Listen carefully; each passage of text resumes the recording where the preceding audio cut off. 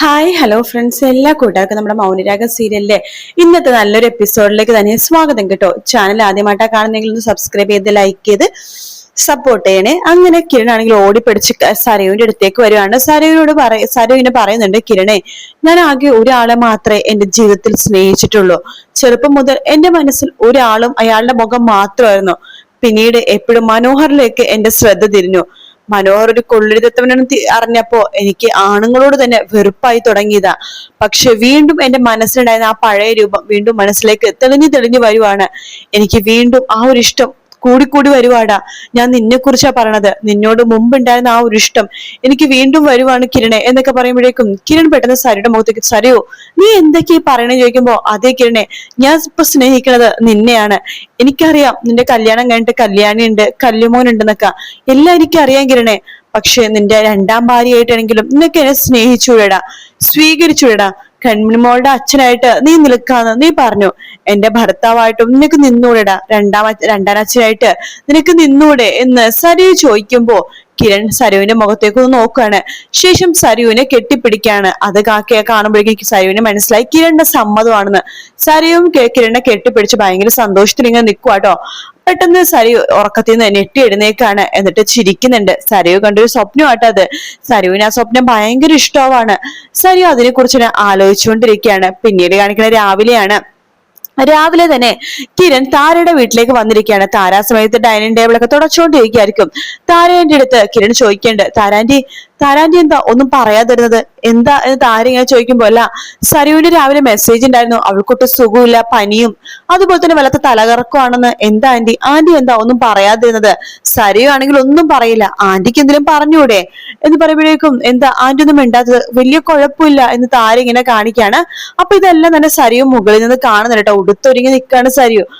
വന്ന് എന്നിട്ട് വേഗം തന്നെ മുകളിൽ പോയിട്ട് കട്ടിലിൽ പോയിട്ട് ഒന്നെടുത്തപ്പോലെ കിടന്നുറങ്ങാട്ടോ സരയു.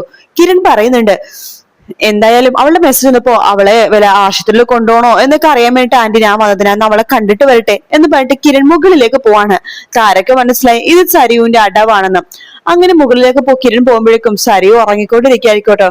സരയുടെ അടുത്തേക്ക് കിരൺ വന്നിരിക്കുന്നുണ്ട്. സരയു എന്ന് പറഞ്ഞ് വിളിക്കുമ്പോഴേക്കും സരയു ഒന്നരത്തപ്പോലെ, കിരണേ എന്ന് പറഞ്ഞിട്ട് സുഖമില്ലാത്ത പോലെ ഇങ്ങനെ കാണിക്കാണ്. എന്താ സരയു, നിനക്കൊട്ടും വയ്യേ? രാവിലെ നിന്റെ മെസ്സേജ് കണ്ടപ്പോഴേക്കും ഞാൻ ഓടി വരുവാനും ചെയ്ത്. അവിടെ ഇരുന്നിട്ട് ഒരു ഇറുക്കപ്പൊറുതിയില്ല. അപ്പൊ സരയു മനസ്സിൽ വിചാരിക്കുകയാണ്, ഇത് പ്രണയം തന്നെ, ഇവനോട് വല്ലാത്ത പ്രണയം തോന്നി തുടങ്ങി, അതുകൊണ്ടാണ് എന്റെ കാര്യത്തിൽ ഇത്ര ശ്രദ്ധ എന്ന് സരയു ഇങ്ങനെ മനസ്സിൽ വിചാരിക്കുകയാണ്. എന്താ സരയു ഒന്നും പറയാത്തത്? വാ, നീ ഇരിക്ക് എന്ന് പറഞ്ഞിട്ട് ഇങ്ങനെ ഇരുത്തുന്നുണ്ട്. ശേഷം പനിയുണ്ടോ നോക്കുവാട്ടോ. കിരൺ പറയുന്നുണ്ട്, പനിയൊന്നും തോന്നണില്ലല്ലോ സരയു, അത് കുറഞ്ഞതാടാ.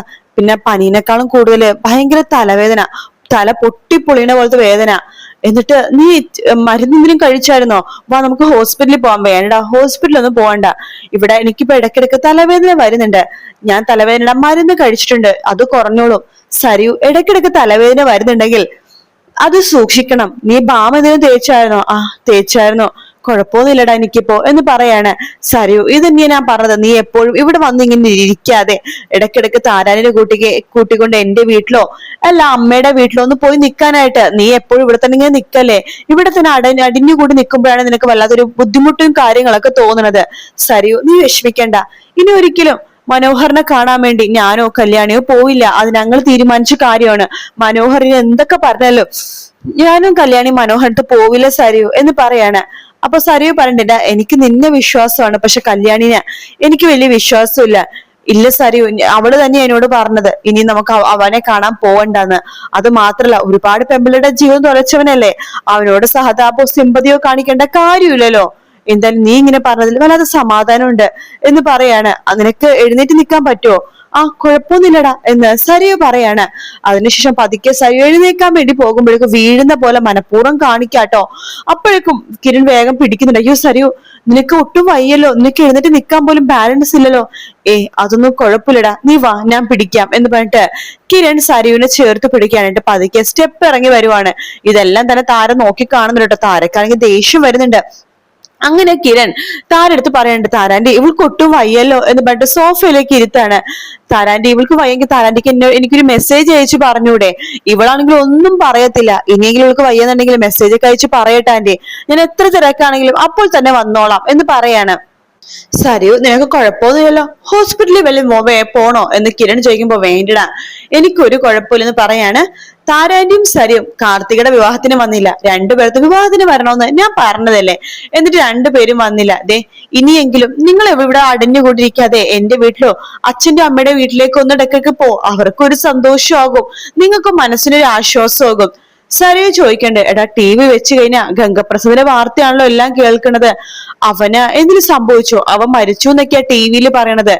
കിരണെ നീ എന്തെങ്കിലും അവന് എന്റെ സരയോ ഞാൻ എന്തെങ്കിലും ചെയ്തെങ്കിൽ പോലീസുകാരെ പിടിച്ചിട്ട് പോകും, അത്രേ എനിക്ക് പറയാനുള്ളൂ. അപ്പോ ശരിയെന്നാ, അപ്പൊ ചായ കുടിച്ചിട്ട് പോവാം എന്ന് താര പറയുമ്പോ വേണ്ട ആന്റി, കല്യാണി അവിടെ ചായ ഉണ്ടാക്കുന്നുണ്ട്, ആന്റി നല്ലൊരു സ്ട്രോങ് ആയിട്ട് നല്ലൊരു കോഫി ഇവൾക്ക് ഉണ്ടാക്കി കൊടുക്കുക, ഇവള് കോഫിയുടെ ആളാണല്ലോ. ശരിയെന്നാ എന്ന് പറഞ്ഞിട്ട് കിരൺ അവിടെ നിന്ന് പോകുവാണ്. അപ്പൊ വണ്ടിയിൽ കയറുമ്പോഴേക്കും കിരൺ ഇങ്ങനെ നോക്കിക്കൊണ്ടിരിക്കട്ടെ സരിയോ. കിരൺ ഇങ്ങനെ ടാറ്റ കാണിക്കുമ്പോ സരിയും ടാറ്റ കാണിക്കുന്നുണ്ട്. ശേഷം കിരൺ അവിടെ നിന്ന് പോകുവാണ്. സരിയുവിന് ഭയങ്കര സന്തോഷമാവാട്ടോ. സരിയു താരടുത്ത് പറഞ്ഞിട്ട് കണ്ടില്ലേ എനിക്ക് സുഖം എന്ന് പറഞ്ഞപ്പോ അവന് ഓടിപ്പിടിച്ച് വന്നത് കണ്ടില്ലേ, എന്റെ കഴുത്തിലും അത് നെറ്റിയിലൊക്കെ ചൂടുണ്ടോന്ന് അവൻ നോക്കി, അവന് എന്നെ ഭയങ്കര ഇഷ്ടമാണ്, എനിക്കത് മനസ്സിലായി. അപ്പൊ താര ഇങ്ങനെ പറയുന്നുണ്ട് കല്യാണി പാവമാണ് എന്നിങ്ങനെ ആക്ഷൻ കാണിക്കാണ്. അത് കാണുമ്പോ തന്നെ സരിയുവിന് ദേഷ്യമുണ്ട്. സരിയു വേഗം താരയുടെ മുഖത്ത് ഇങ്ങനെ കുത്തിനെ പിടിക്കാട്ടോ. മതി, അവളെ പൊക്കി മതി, നിങ്ങൾക്ക് ഞാനാണ് വലുത് അവളാണോ വലുത്, നിങ്ങളുടെ സ്വന്തം മോളല്ലേ ഞാൻ, അപ്പൊ എന്റെ സന്തോഷത്തിന് വേണ്ടിയിട്ടല്ല നിങ്ങൾ കൂട്ടു നിൽക്കേണ്ടത്, എന്നിട്ട് നിങ്ങൾ അവളുടെ പറഞ്ഞുകൊണ്ടിരിക്കുകയാണോ? ഇല്ല, എനിക്ക് സഹിക്കാനാവില്ല, നിങ്ങൾ മര്യാദക്കല്ലെങ്കിൽ ഞാൻ നിങ്ങൾ ഇവിടുന്ന് ഇറങ്ങി പോകും കേട്ടോ, പിന്നെ നിങ്ങൾക്ക് ഒരിക്കലും എന്നെ കാണാൻ പറ്റില്ല എന്ന് പറഞ്ഞ് പേടിപ്പിക്കുകയാണ് സരിയു. അപ്പൊ താര ഒന്നും പറയില്ലെന്ന് പറയുന്നുണ്ട്. സരിയു പറയണ്ടോ ഒരു സമയത്തെ കല്യാണി സംസാരിക്കുമെന്ന് പറഞ്ഞിട്ട് അവന്റെ അടുത്ത് കൂടിയത്, അവൾക്ക് മിണ്ടാവ്രതം ആണെന്നൊക്കെ പറഞ്ഞിട്ട് അവന്റെ അടുത്ത് കൂടിയത് കല്യാണി. പാവം അവനത് വിശ്വസിച്ചു. മാസങ്ങളോളം അവൾ അങ്ങനെ പറ്റിച്ചു അവനോട്. പിന്നീടാണ് അവൾ സംസാരശേഷിയില്ലാത്ത പെണ്ണാണെന്ന് കിരൺ അറിഞ്ഞത്.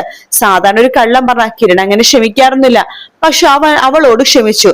ആ ക്ഷമ കഴിഞ്ഞ പിന്നെ അവള് പലഹാരങ്ങളായി, ഫുഡായി, അതുപോലെ തന്നെ ചിത്രം വരെ ആയിട്ടൊക്കെ അവന്റെ മനസ്സ് കീഴടക്കിയായിരുന്നു. ശരിക്കും പറഞ്ഞ എനിക്കിപ്പോഴും അവൾ ആ പഴയ കല്യാണി തന്നെയാണ്, പാല് കൊണ്ടിരുന്ന ആ പഴയ കുപ്പയില് കിടന്ന കല്യാണി.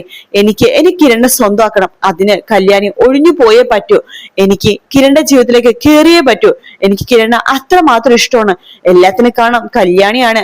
സത്യം പറഞ്ഞാൽ എനിക്ക് ഇവിടെ ഒരു സെക്കൻഡ് പോലും നിൽക്കാൻ താല്പര്യമില്ല, എല്ലാ ദിവസവും കമ്പനി പോകാനാണ് എനിക്ക് തോന്നുന്നത്, അവിടെ പോയാൽ കിരണിനെ കാണാലോ. പക്ഷേ കല്യാണിയും വരും കൂടെ കിരണ്ട. അവർ രണ്ടുപേരും കൂടി കാറിൽ കയറി പോകുന്നതും കാറിൽ നിന്ന് ഇറങ്ങി വരുന്നതൊക്കെ കാണുമ്പോ എനിക്ക് വല്ലാത്ത ഒരു ബുദ്ധിമുട്ടാണ്, എനിക്ക് ശ്വാസം മുട്ടല് പോലെ തോന്നും, എനിക്കതൊന്ന് കണ്ടു നിൽക്കാനാവില്ല. അതുകൊണ്ട് കിരണിനെ സ്വന്തമാക്കാൻ എന്തൊക്കെ ചെയ്യാവോ അതൊക്കെ ഞാൻ ചെയ്യും എന്നൊക്കെ പറഞ്ഞിട്ട് സരയും മുകളിലേക്ക് ഒന്നുമില്ലാതെ പോലെ കൂസില്ലാതെ പോകുവാട്ടോ. അതൊക്കെ കാണുമ്പോ താരക്ക് വല്ലാത്ത വിഷമം തോന്നുന്നുണ്ട്. അതിനുശേഷം പിന്നീട് കാണിക്കേണ്ടത് കിരണിനെയാണ്. കിരണ ഗംഗപ്രസാദിനെ കൊന്നു എന്ന് പറഞ്ഞ അവിടെ ഒരു തെങ്ങ് വെച്ചിട്ടുണ്ടല്ലോ, ആ തെങ്ങില് വെള്ളം ഒഴിച്ചുകൊണ്ടിരിക്കുകയാണ്. വെള്ളം ഒഴിച്ചുകൊണ്ടിരിക്കുമ്പോഴൊക്കെ കിരണിന്റെ ശ്രദ്ധ ഫുള്ളും ഗംഗപ്രസാദെ കൊന്നതും അയാളെ പായല് മടക്കി കെട്ടിയതും കാറിലേക്ക് കയറ്റിയതും പിന്നെ ഇവിടെ കുഴിയെടുത്ത് കുഴിയിലേക്ക് ഇട്ട് മണ്ണ് മൂടി അതിന്റെ മുകളിൽ തെങ്ങ് വെച്ചതും ഒക്കെയാണ് കിരണിന്റെ മനസ്സിൽ ഓർമ്മ കേട്ടോ. അപ്പൊ ആ ഒരു ഭാഗത്തോടെയാണ് ഇന്നത്തെ എപ്പിസോഡ് തീരുന്നത്. വീഡിയോ ഇഷ്ടപ്പെട്ടാൽ ലൈക്ക് ചെയ്യുക, സബ്സ്ക്രൈബ് ചെയ്യുക, കമന്റ് ചെയ്യുക. മറ്റൊരു വീട്ടിൽ കാണാൻ. Take care, bye bye.